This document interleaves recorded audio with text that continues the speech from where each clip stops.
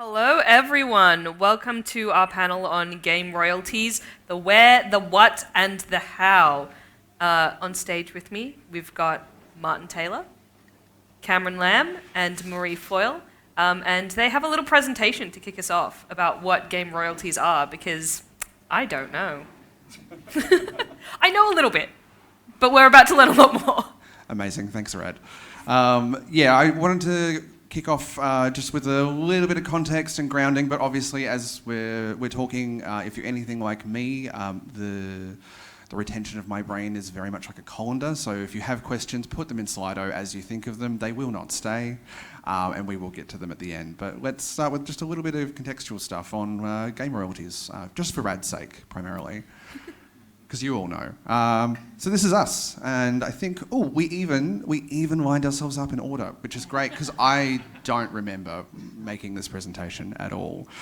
Marie, did you want to quickly introduce yourself and give us a... Sure. My name's Marie Foyle. Hi, I'm Marie Foyle. There should be a mic on the side of your seat, possibly. Oh, sweet. Okay. I don't have to share. Hello. Okay. Hi, Marie Foyle. I'm a principal solicitor at the Arts Law Centre of Australia. We're a national community legal centre for the arts, and so we advise everyone from musicians to filmmakers to game designers, you name it, anyone in the art space. We provide, I can go into more detail later, but basically provide either free legal advice or really low-cost legal advice. So if you have any questions after this, pop onto our website and organise a time to come and chat with us. Martin? Hi everyone, I'm Martin Taylor. So I have worked at APRA for 20 years next March. It's been a long time. I also studied music history and composition. I am currently working on researching music in video games in the interest of paying royalties as well. But besides that, I also teach video retro arcade game history and gameplay as well at 1989 Arcade Bar. Yeah. Amazing. And for those of you who don't know me, my name's Cameron Lamb. I'm the art music lead at APRA AMCOS. I curate a little thing called Highscore. You might have heard of it. And game music royalties is my passion, not graphic design. On that note, the little... Didn't even crop out the watermarks. No, I put it there specifically. No, we have to do attribution. I work... I work Good for work. APRA. Thank you. Good. So look, the little through line for this little presentation, the thing I want you to keep in mind when we're having a chat today and when we're asking questions is that the choices you make waves. They have an impact and are going to flow on as we go. So every step of the way, when you're creating audio, when you're doing agreements, when you're doing your admin and your paperwork, you are doing your admin and your paperwork. They're going to have a flow on to the experiences you're going to have and what you're going to receive at the end of the process. So you'll see this image a lot. And there we go. See, as I said, graphic design is not my passion. So we're going to start with your audio and your contract. So Marie, I might throw to you for what are my rights? Gosh, I wish I was wearing my glasses now. So I'm just going to guess what's on there. So my general sense... You can also look behind you if that look helps. behind me. Or the one behind me. So it's pretty straightforward, and I think this is the theme of the advice I was giving to people yesterday, is it's really important to actually understand what your rights are, because if you don't understand what they are, someone can take them away from you pretty easily. The other thing to do is to get your agreements in writing. That sounds obvious, but a lot of people don't do it. And the problem with that is that you may think that you get along with this person really well, you've got a great relationship, but if something goes wrong, then you don't have anything to protect you.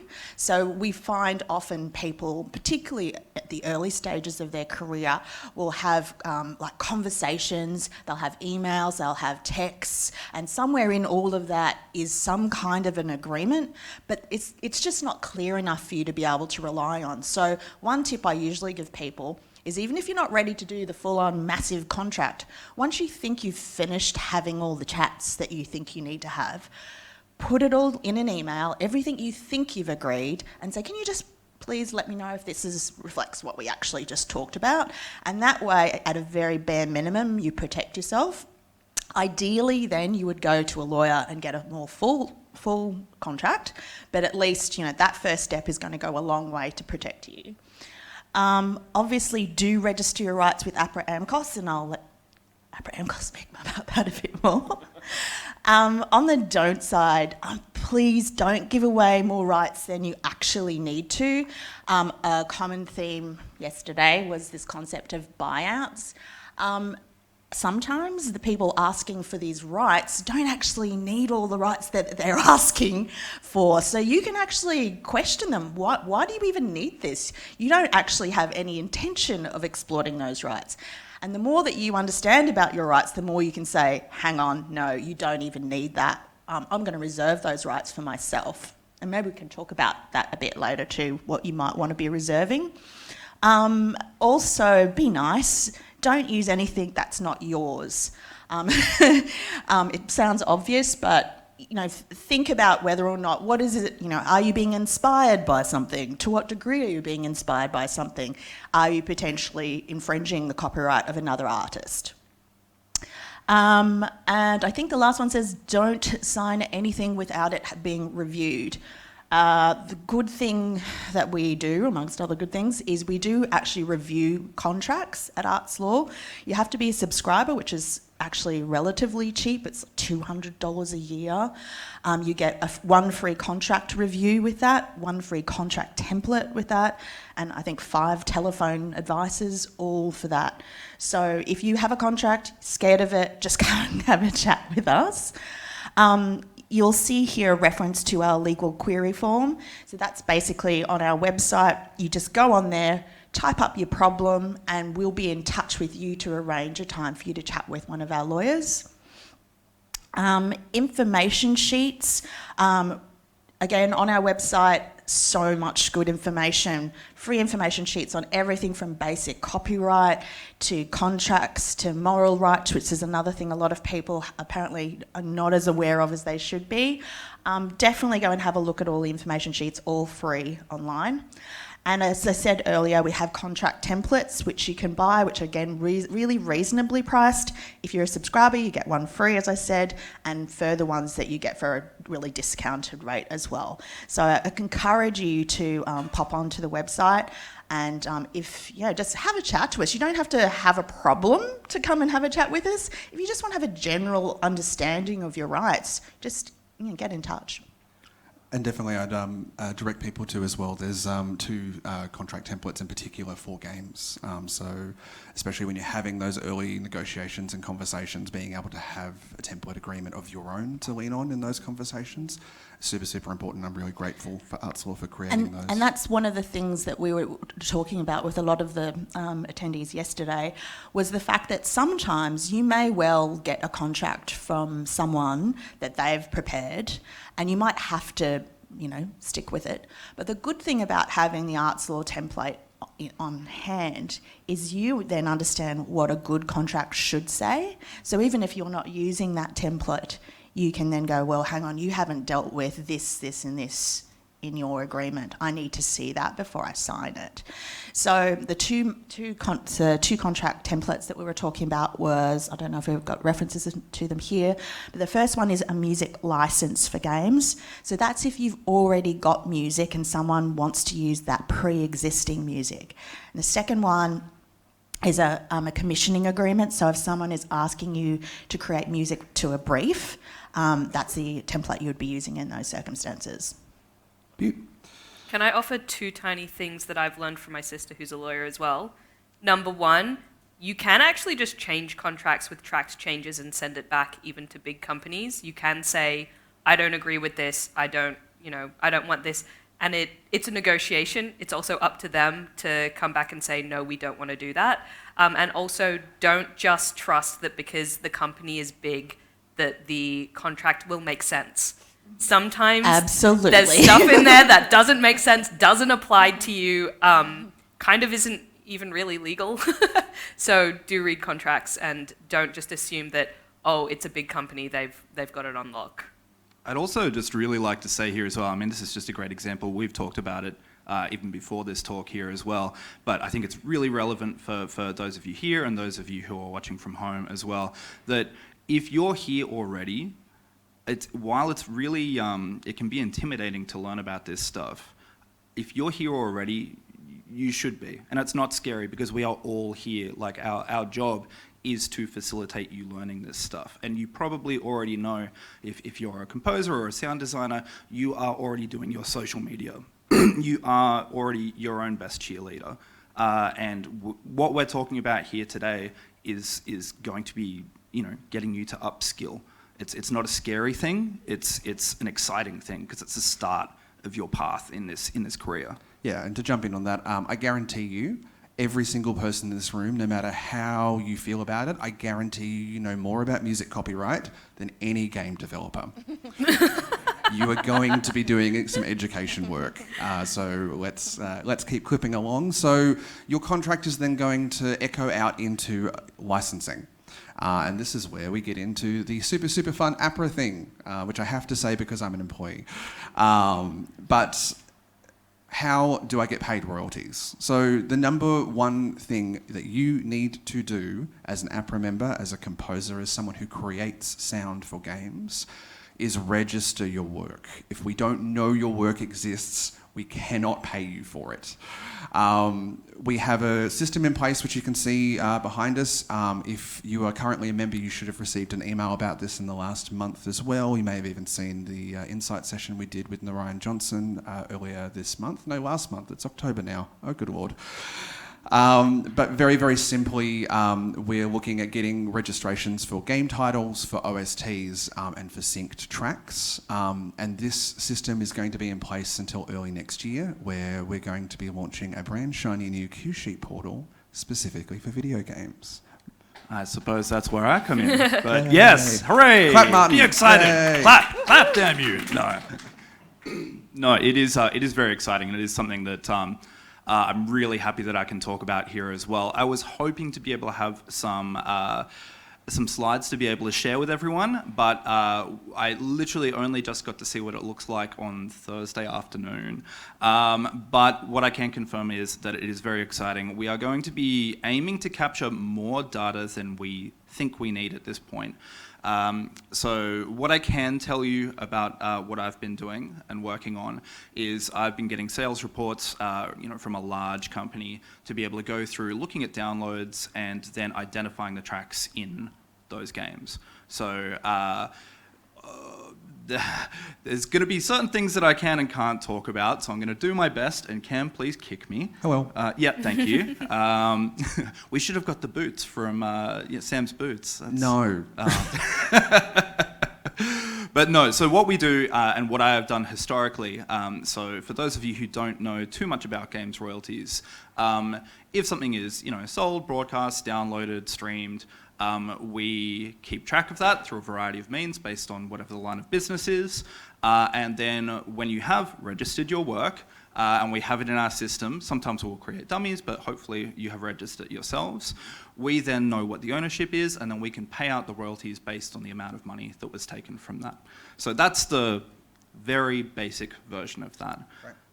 And we are now at the point where we are looking at downloads from clients, looking at the number there, and then I am sometimes manually going through and sometimes using other data that we have received from sister societies, for example, to be able to then find out what the songs are, who has written them, what the splits are, and then if you're registered and you've already set everything up, that money is going to start coming through to you. So it's an exciting time because there's really only a few places in the world that have really jumped on this, and we want to be proactive here as well. Absolutely, and conveniently, not at all scripted, this ties in beautifully with our next slide. Where does the money come from? And I guess one of the things I wanted to jump in with as well, one of the reasons why it's really important to have your music registered with us is that obviously music for games gets used in lots of places, not just in games. And especially for APRO, like that's our bread and butter. If your music's on the radio, if your music's on TV, if your music's being played in a concert such as the lovely Indie Symphony that we had last month, because I did remember it's October now, that's all the same as any other musical work. And we're a well-oiled machine and we'll go through and get all that done as per standard procedure.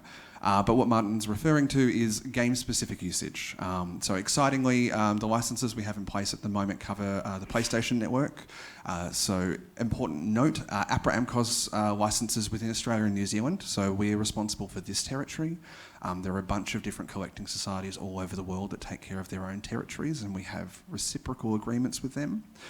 So you be a member with us, we talk to everyone else, and we're basically your forwarding address for royalties, ostensibly. So the state of play as it currently exists is PlayStation is the service that's currently licensed by us in Australia and New Zealand, and the pan-European licence is taken care of by PRS, which is the UK Collecting Society. So by being a member with us and having your registrations up to date, any and all usage in those territories on that service will kind of come through naturally.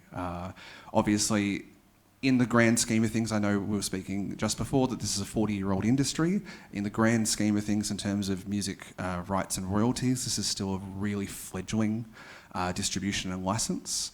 And I think it's really, really important to consider this conversation in terms of having your ducks in a row for when things change. I think we're really starting to see traction in this space, and so if other services get licensed, if it starts to include other territories, if you've got all of your paperwork sorted, you don't have to scramble to get it done. Things can just kind of flow through as we go. Yeah, very, very important there as well. And just, I guess, to illustrate that a little bit more, talking about international stuff, because I am completely aware that there are some people in the room who would have already released games and maybe wondering where money might be coming from, or when, or if. There's probably quite a lot of stuff there, but if you have questions that are specific to your example, we stress don't tell us publicly. People madly deleting stuff from Slido. Yeah, exactly. We do have reps who will be happy to talk to you. If you're a member, definitely. If you're not, join up, and then we can figure all of that stuff out as well as we go. We will still talk to you, though. Yeah, we'll still talk to you. We're all lovely. But I do want to stress that now as well. Yeah. Totally. All right, so let's clip through. I love this water droplet, clearly. So I guess hopefully the little through line here and the things that we've kind of talked at. So like you've created something, you've made something that's important to you, that is important to the game, and your initial choices in your contract is going to have an impact on the licensing that APRA can do for you, is going to have an impact on the paperwork that we require from you. And hopefully at the end of this little stream, to take this metaphor and run with it to something that makes completely no sense, is your payout, is your royalties. And as I was mentioning before, it's not just going to be the specific games usage for PlayStation at present, but also it's all of those other things, all of those collateral, the broader use of your music. And it's one of the things we're definitely kind of starting to see as publishers are kind of getting involved in this space, both from a games publishing perspective and a music publishing perspective, that those extra musical uses of your music are becoming increasingly important and increasingly lucrative. So why are you listening to me? Why are you listening to us? This is basically what I just said on the last slide. Well done, me. But all of these decisions you're making across this process matter. It's not a matter of I'll deal with it at the end. I'm just in the thick of getting this done. I'm just having these conversations. I want to be nice up front. It's like, no. Every single choice you make in the process of getting all of this locked in and sorted is going to have an impact. So be proactive, advocate for yourself and your worth, and the worth of your music. I stand by the fact that Australian game audio is amazing and distinctive. I can hear immediately when something's been written here. And you all deserve to be paid appropriately for that. As Marie was talking to, understand your rights, understand how things work, and accept that things are going to change. You're going to need to be across things as they evolve in this space. Everything is going to evolve and change and roll over the next little while. and customize your agreements. Make things work for you. I think Rad touched on this at the beginning, but this is a negotiation, always. And you can always trust that the other party is going to be negotiating with their best interests in mind, and you should do the same. So understand what your options are to be able to kind of make the systems that exist work for you. I love this drop. And to get to questions, when can you ask questions? Right now, Rad, right now. Well, what does Slido have to say? Is there a way to get royalties or register with APRA AMCOS for sound design and Foley? Ooh, excellent question. In the email that we sent out to members, so A, join APRA. Do, it's awesome. And I'm not just saying that because I'm paid to. But in the game registrations, one of the really big things I was stressing with these game registrations is that they need to cover the compositional content for the game. And so I think often with game music, we get kind of hung up on the idea of music and like, okay, like what exactly is music? At the end of the day, what APRA actually administers for you is composition rights. And composition is structured, organised sound. So historically, sound effects are not covered under a cue sheet, so from film, but in terms of bigger structured soundscapes and ambience, that would absolutely be included. So if you're working in that space of sound design and sound art, I think David's quick talk yesterday kind of really talking about like how much intent and musicality and art goes into all of the work that he did into Dredge really kind of speaks to this. You should absolutely be an APRA member and your work should absolutely be included in the registration of that game music. Can you still register / get royalties for music that you had to license exclusively to the company due to publishers? Exclusive license, yes, absolutely. I would argue, and Marie, maybe you can speak to this better, but that's probably one of the big distinctions between a buyout and an exclusive license, that you still retain the rights in an exclusive license. So yes, absolutely, please do register that work with us. Agreed. But then what about buyout? Sure. In the case of buyouts, it's going to be contract dependent, and I'm not going to even try and kind of give really broad advice on what at the end of the day is. We would typically, irrespective of whether, again, it really will depend on who you're dealing with as to their level of, I guess, nous as to what they are and aren't asking for. But irrespective of whatever the contractor does say, you could just explicitly have a term in there that says that you reserve all of your royalties from AMCOS and related societies. And that kind of gets you over the hump. Definitely. But like in those specific cases, come and have a chat. Like let's sit down and figure that out. As I said, all of these things, because they're going to be by negotiation and agreement, they're going to really depend on that specific agreement and kind of like where the chips fall. So yeah, let's have a chat. I love how that was a great example of why you should talk to Arts Law, because they've got tricky lawyer wizard tricks. Wizardry. How do game royalties from APRA differ from the contractual royalties we may have made with the game studio, or are these one and the same? Oh. I love when I ask a question and everyone's like, yeah, I can't wait to answer this one. This is one of my favourite bugbears. So there are a couple of words in the music industry that mean like 6 different things depending on who you speak to. Publishing is one of them, but royalties is my personal favourite bugbear. So from an APRA perspective, a royalty is your cut of a license fee for the use of your work. So like when people talk about streaming royalties, they're much more akin to what I would traditionally refer to as revenue. And so if you're talking about things like a profit share, again, I would, with my APRA hat on, consider that to be far more about revenue than it is about your cut of the license that PlayStation or the radio station or the venue is paying in order to clear the composition rights with APRA. So separate buckets. Take both. Can I register my work if the game is not being sold for money? Yes. Yeah. Say more.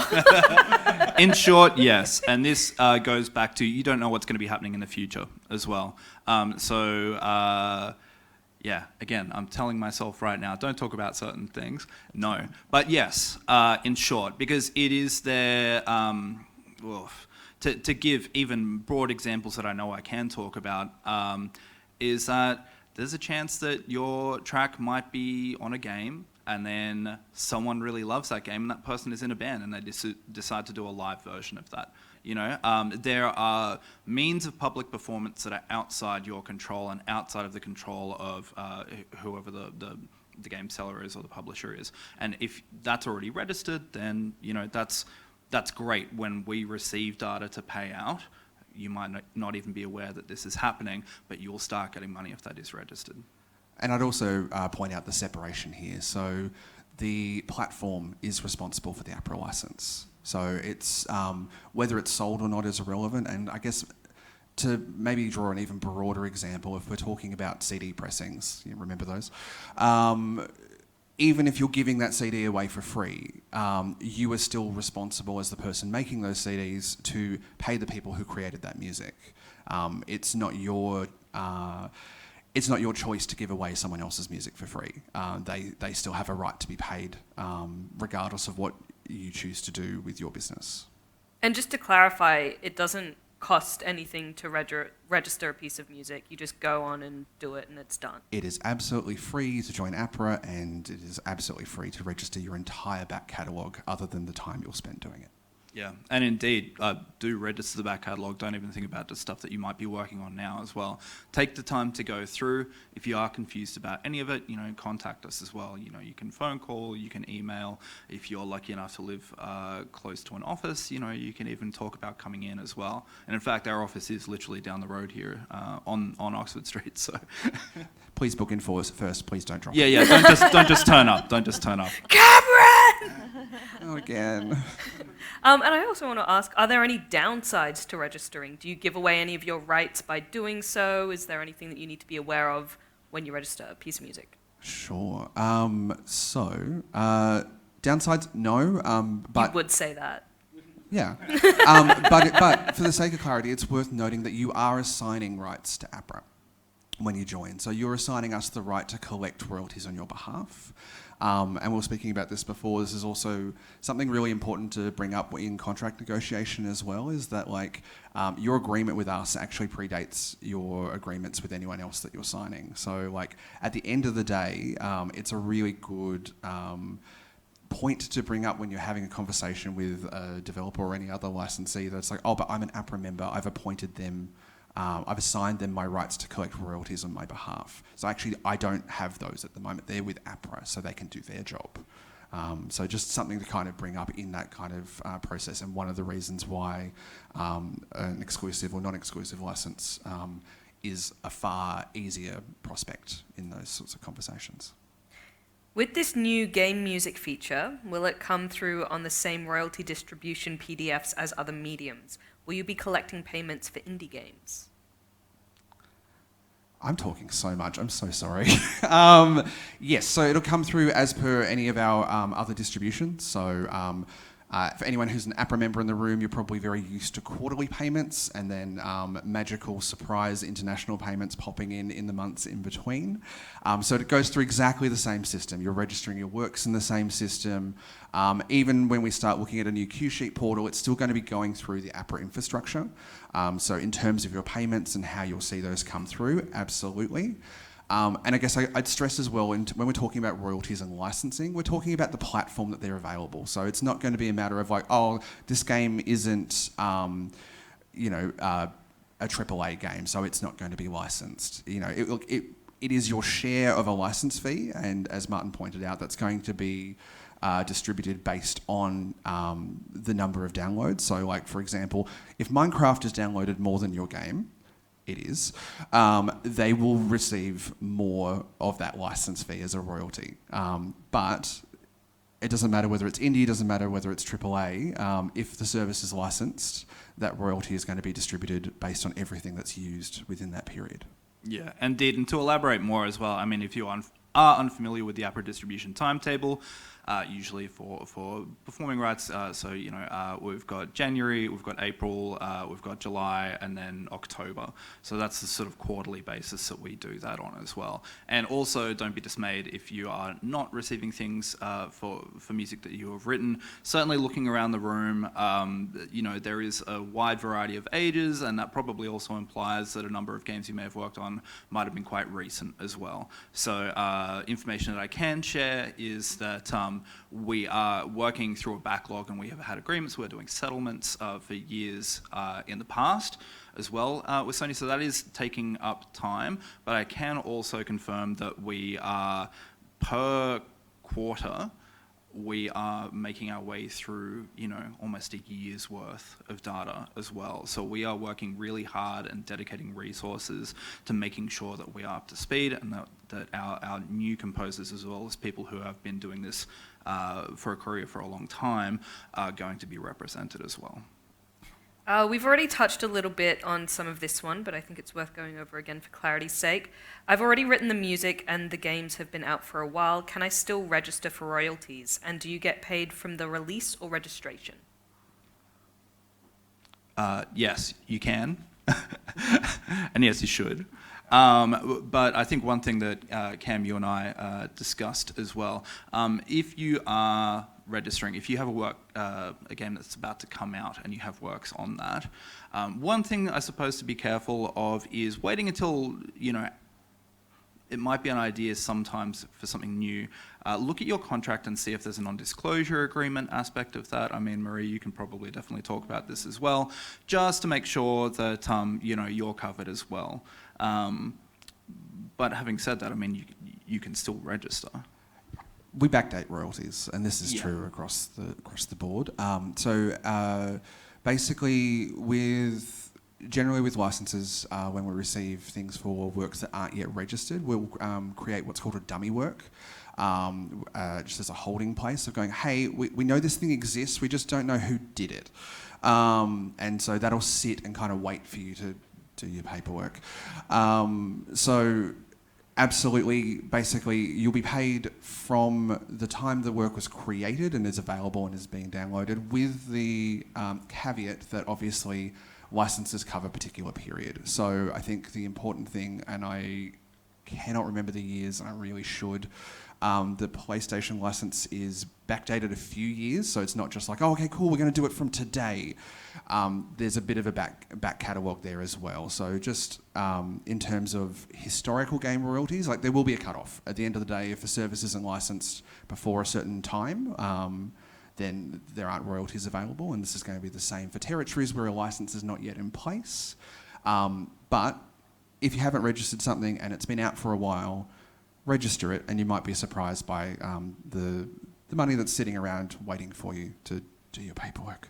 Yeah, very true. And I mean, so I deal with dummy tracks quite a lot, and I also end up, now that I am starting to work through this backlog of music and games, I am finding that in our system we do already actually have a number of works, both international and local, as well, that are already sitting there, that already have money on them, and sometimes from things that, might not be set up yet to be distributed, but it is there as well, which is really important.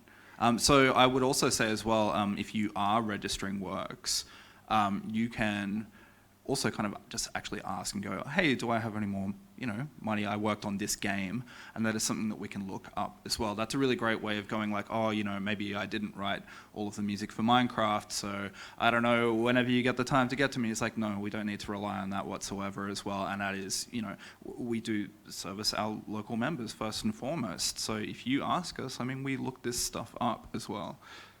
Just going back to that NDA point, I guess the concern there is letting the market know about something that it's not meant to be known yet.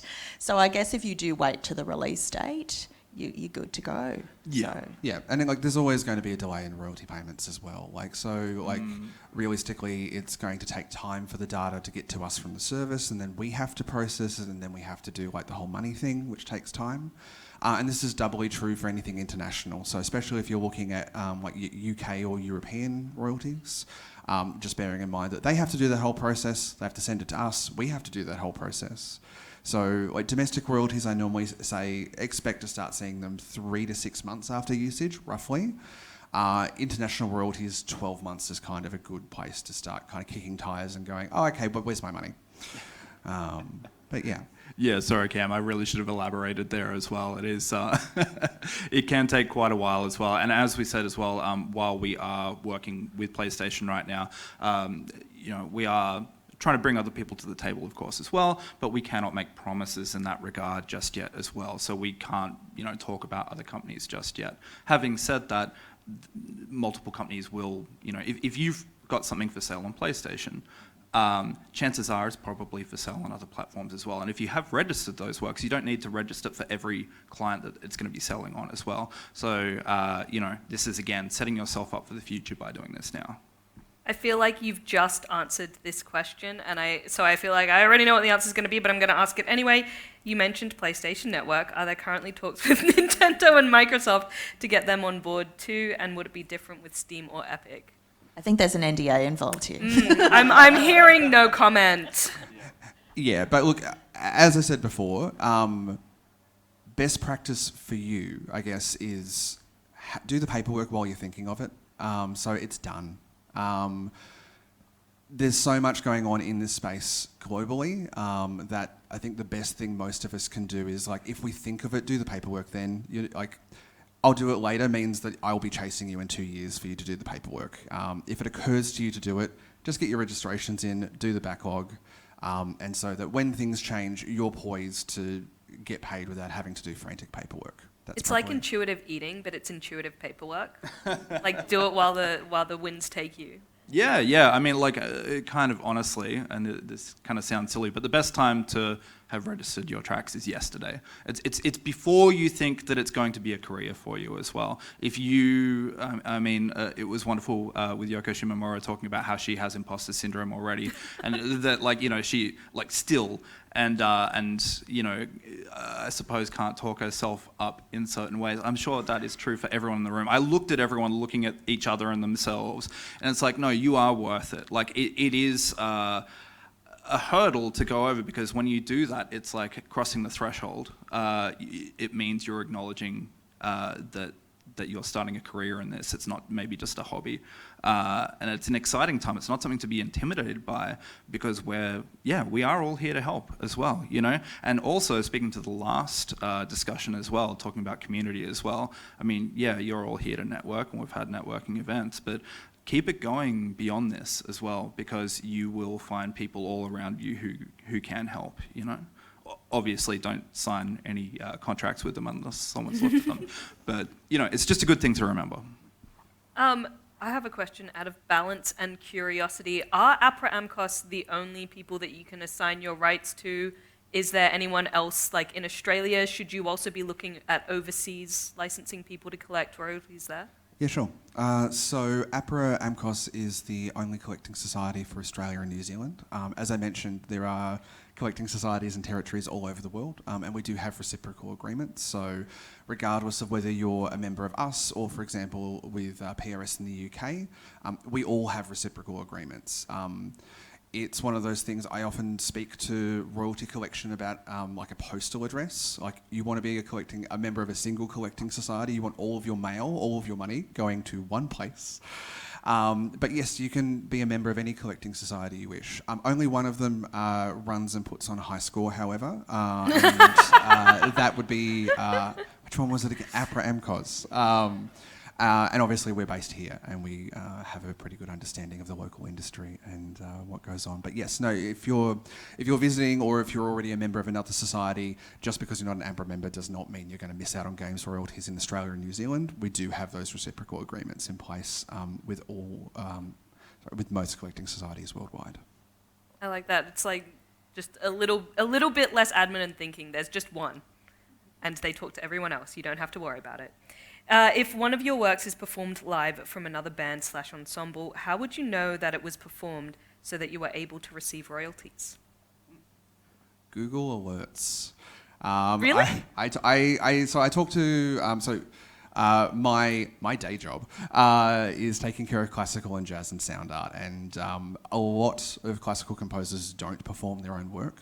And especially for people who have sheet music available, the ability of kind of going, who's playing my music? Who has my music? I don't know anymore.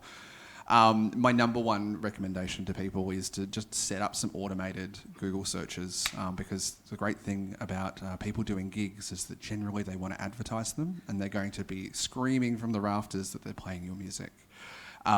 Standard APRA procedure applies. If your music's being performed, you the composer, need to submit a performance report to tell us. It's a really simple form. It takes literally 30 seconds. I did mine on the way in because I realised I should have done them a week ago. Where, when, and what music was played. Super, super simple. But Google yourself. I'm giving you permission. Yeah, it's not just an ego thing. It is like actually, it can, You also find out interesting things when you have Google Alerts on for your own name. For example, I found out there was a woman in the UK who had a home birth who has my name. There was an article written about it. Congratulations. Thank you. Terrifying. If I know that a piece of music will have many revisions, should I register it at the start of the process or once it's properly finished? Once it's done. And I guess the other thing as well is once it's done and once you've had a chat to everyone who's contributed to it. So I think especially like if you're using samples, if you're quoting something, if you're co-writing with someone, if you're pulling lyrics from somewhere, once it's finished, once you know what everyone's contributions are and everyone's agreed on what the royalty share should be, that's when you should register the work. Actually, a question that came up yesterday that perhaps you could answer now is, what if as part of your brief, you are asked to create various versions of it? There are different durations, maybe slight tweaks to each one. How would you go about registering those? Sure. So in terms of in-game usage, what we're trying to get is just a single registration for the game that's going to cover all of the compositional assets. So that's kind of a nice little catch-all. Basically, talk amongst yourselves. As long as you're all happy, we're happy. But I think for things that are going to be available in the outside world, so like I'm imagining like soundtracks or different versions or maybe radio play, I think it's about realistically thinking about and looking at how it's going to be used, how it's going to be attributed, and who's getting paid. So, for example, if you've got 3 different versions of a work, but they all have the same title, and they all have the same copyright holders, they're all the same splits, we just take one registration and it's all going to funnel through together. The only time I'd want additional registrations is where, actually there's a version with lyrics and I need to make sure the lyricist gets paid on that one, but the others are instrumental and I need to make sure that the lyricist doesn't get paid on that because that's mine. So in that case, I'd want a separate registration. But beyond that, it's really about like what's the most efficient thing for you in terms of paperwork and us in terms of paying you. Yeah, to elaborate on that as well, because that's something that I deal with in my day-to-day as well, is that we will, if you are concerned, obviously if you're registering works, we are still very much at this point just wanting to collect more data, so put more information in you think is kind of sometimes a good rule. But having said that, we will then make decisions based on who the composers are, what the content is, to be able to merge those works as well. That's a good way of, as we were saying before, with dummy tracks, sometimes they'll come up, and that is pretty much like having multiple versions of the same work. So if the payment details and the ownership details are the same, we will actually merge those together. However, yes, if there is a lyricist, for example, if you have used a sample of someone else's work is another good example there as well. And also, your work can be sampled and you might appear on something that you don't expect as well. Good examples, Wiz Khalifa has been using video game samples recently, Jay-Z, Childish Gambino, there's a number. And even sometimes as well, talking about public performances that are unexpected, the Pixies playing Brian Schmidt's Narc soundtrack live, which was, that was the game Midway released before Mortal Kombat. That's how long ago that is. Or Megadeth playing the Duke Nukem 3D song live and then having that on records as well. So these are all like things where it's like, okay, well, yeah, maybe your stuff is going to appear somewhere else as well. So having that version go, okay, well, we will help identify, is that the lyric version that was sampled or is it the the instrumental version. That will also affect if it's you or you're sharing that with someone else who has then contributed to. I think you can all see why we get Martin to do game music research. Like, Big nerd. Is a good way to do it to have, for example, a registration of a whole game, like you said, for everything that's happening there, and then registrations for individual tracks if there's then going to be like a soundtrack released? absolutely, and that'll change a little bit as we come into next year and we see this cue sheet portal come live. Definitely, because all of you will be members by the end of today, I'm sure, you'll get correspondence regarding that new system and kind of any tweaks and changes to what we're saying today. But yes, at present, that's definitely what we're looking for. Overarching game registration and then specific registrations for an OST or where things are going to be specifically used outside of the game and need to be attributed. Yeah, and for specific game registration for cue sheets in our new portal as well, we are being really aware that it's not just like another soundtrack for a film. We are already having conditional fields, so once you've selected that you are going to be doing this for a game specifically, there's going to be information that comes up. Now, some of that is not going to be information that you are privy to sometimes, and that is fine. There is going to be mandatory and optional data as well. There's also going to be the space for free text as well if you need to specify that this is like the game version as opposed to a single version or something that's going to be appearing on a soundtrack too. So that will be accounted for. I can't confirm exactly what all of those fields are going to be because, again, we're still building it right now. But having said that, I think this is probably a good time to talk about the fact that we are going to have a survey here as well, and that there's going to be the chance for you as composers to be able to tell us what you feel might be relevant, what you maybe want to see there as well. And there is going to be the chance that while, of course, many of you haven't worked in music copyright before and whatnot, you will still ultimately be making the decisions on what is there. We also want to extend that handout and friendship to be able to see what you all need as well, because this is, again, such a fledgling industry. From a legal perspective, Marie, what's the biggest mistake that you see people inadvertently make?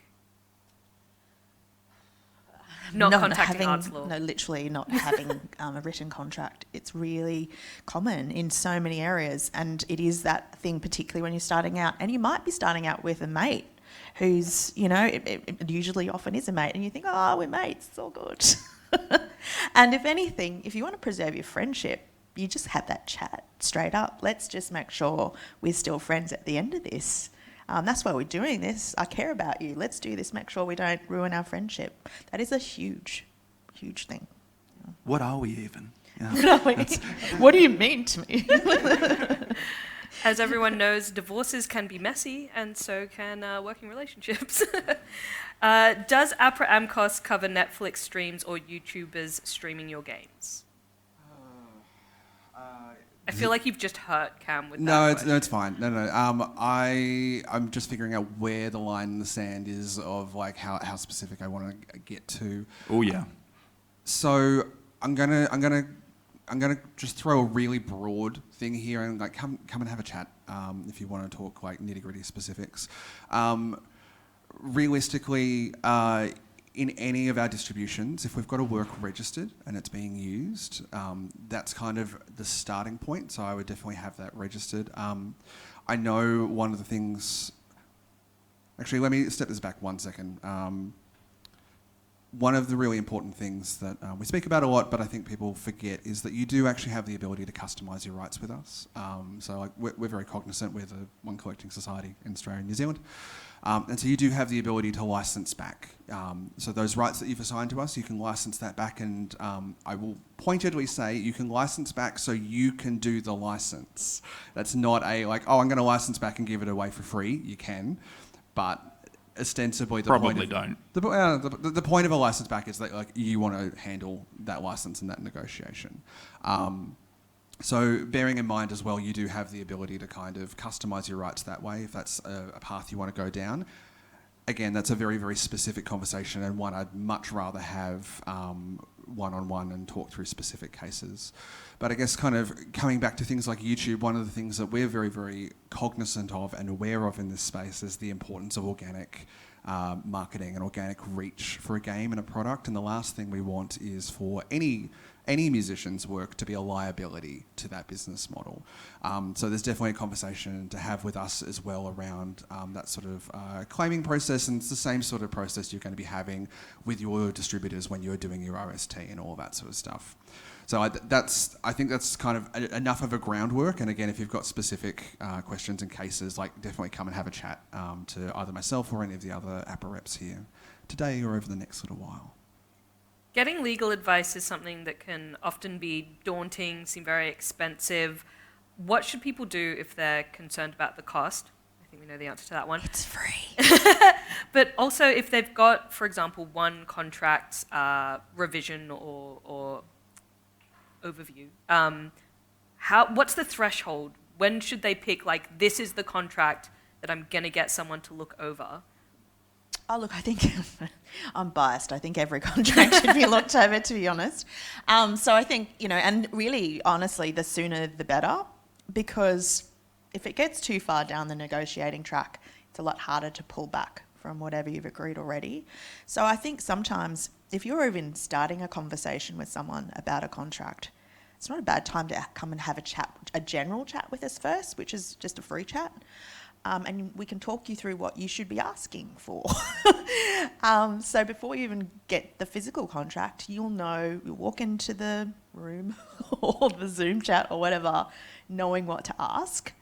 And then once you actually do get a physical contract, that's the point at which you might want to think about a subscription. And as I said, that's like for an individual, that's $200 a year, which is pretty reasonable for a legal review. And one of the great things about Arts Law is we have a wonderful group of pro bono lawyers from law firms all around Australia who actually come in and help us do those document reviews. And so you could end up with the top music lawyers in Australia looking at your agreement because they work with us on a pro bono basis. So you really do get amazing service, and we're very grateful to some of the wonderful lawyers that come and work with us on that. So yeah, you'll get great advice, and just don't be afraid to do it. It's just we're here to help. And what are your options for having your second, your third, your fourth contract So review? once you are a member on your annual subscription, for any additional contract reviews, I think it's only an extra $100 for another contract review. So again, and we did mention before that you get the one free contract template. If you're lucky and they're not handing you a contract, maybe you can use that contract template many times over. And again, the same thing that applies as we were saying before is even if they are supplying with you with a contract, that contract template is going to help you in that negotiation process. And I would say consider upping your rates just enough to cover that $100 to get your contract review, because then it feels like it's free. What is the process of registering loops I have created for, say, game audio? Sure. I guess it's going to come down to whether we're talking about the registration of a musical work.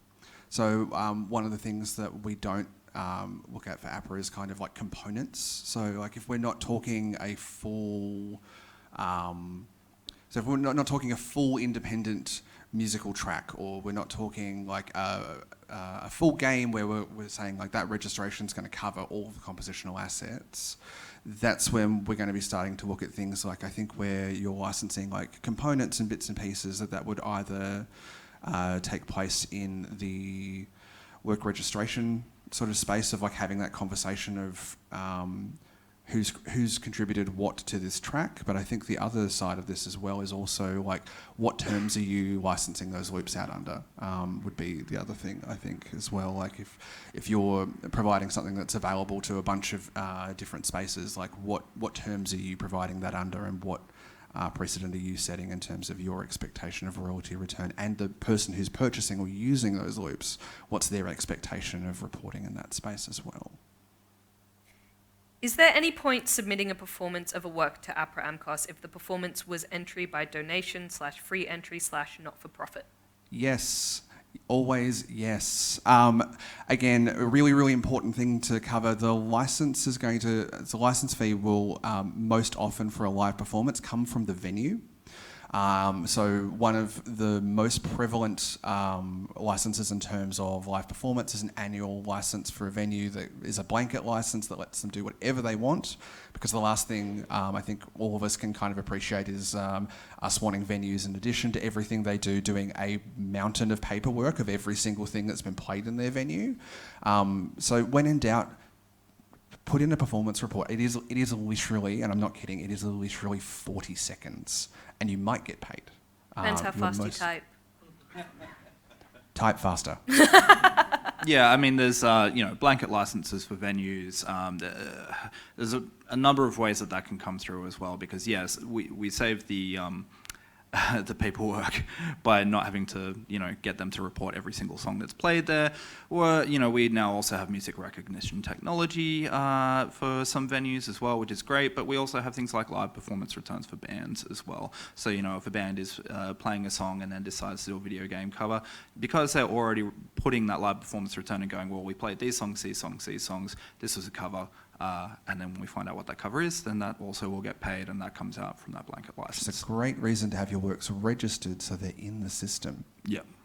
Also, what I'm hearing is just register and report stuff and let them figure it out, whether or not you get paid. That's their job.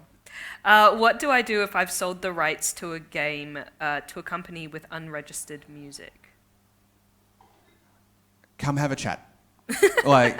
Again, really specific cases, come and have a chat to either me or to a lawyer, and let's talk through the specific case. As I said, all of these agreements, because they're bespoke, I'm not going to be able to give really good general advice. So yeah, come and have a chat. I'm around. This is a really good question. What is the actual process for registering music? Do you have to upload the audio? Very good question. This is the problem of being in APRA for so long. I forget that people don't spend every day in our system. Really simple process. The required fields, I'm going to be quizzed on this, and I'm going to be laughed at by all of the other APRA staff in the room if I get this wrong. Title is required. Shareholders are required. Duration is not required, but I would recommend it. And I think in terms of required fields, that's it. But if you also want to provide an ISRC, if you've got a standard recording code for it, our research team will thank you. But really, really simple, quick little form, because realistically, the way all of this data is reported to us is via text. We don't receive, a radio station isn't sending us reels and reels and reels of all of the music they've played. They're literally sending us a list of all of the tracks they've played. And it's going to be the same thing for this PlayStation distribution. It's the same thing for YouTube, for Spotify. So it's really simple. You don't need to upload a bunch of audio assets. It is literally just jumping on, filling out a couple of text fields and pressing the big yellow button. A question Arts Law sometimes gets, which I'll raise with you. So I assume I'm a musician and I work with another musician. Do both of us have to sign on? So do both of you need to be APRA members, or do both of you need to register the song? Ask both of those questions. Great, okay. Basically, both of you need to be a member of a collecting society, just so that we have somewhere to send them money. So you can either join us, or if you're writing with someone who is a member of another society, that's totally fine. If you're both the member of the same society, only one of you needs to submit the registrations. So buy a beer for the other person. But if you're members of different collecting societies, we would recommend you both register it, so that us and the other collecting societies can compare notes and go, oh yeah, it's the same work, cool. Interesting that you think 40 seconds is worth a beer. Come on. Well, how many times has that 40 seconds been played? And I mean, so yeah, also to confirm and talk more about just the data that we require and receive. So yes, title and composers are really the two main ones. They're the mandatory. And yes, if you're registering and you're from the same society, if you're not both members of the same society, get the other person to join. Yes, definitely. But we did also, we've heard from people like Alex today, who have organised co-writing sessions with people from Japan, and they would possibly be represented by Jazzrack, who are one of our sister societies. So that's probably a good example there. Yeah, and everything will populate across to your co-writer's account. So like within a short amount of time, it'll all be there. They'll be able to see that you've actually done the job and that you are owed a beer. Before we wrap, I did just want to quickly shout out Monique Matthews, who is our wonderful games and screen rep. Mon, I'm going to make you stand up. I'm sorry. Woo! Everyone give Monique a round of applause. Amazing human, and is going to be one of your many ports of call for games queries over the next little while. Sorry to dob you in, Mon. But We do have one more quick question. If we relocate our work to another country entirely, can we still have our work registered to APRA? Are there any laws in other countries that work differently? Sure. You can absolutely stay as a member of APRA. You can also transfer to another society if you wish. We'd love to keep you. We like you.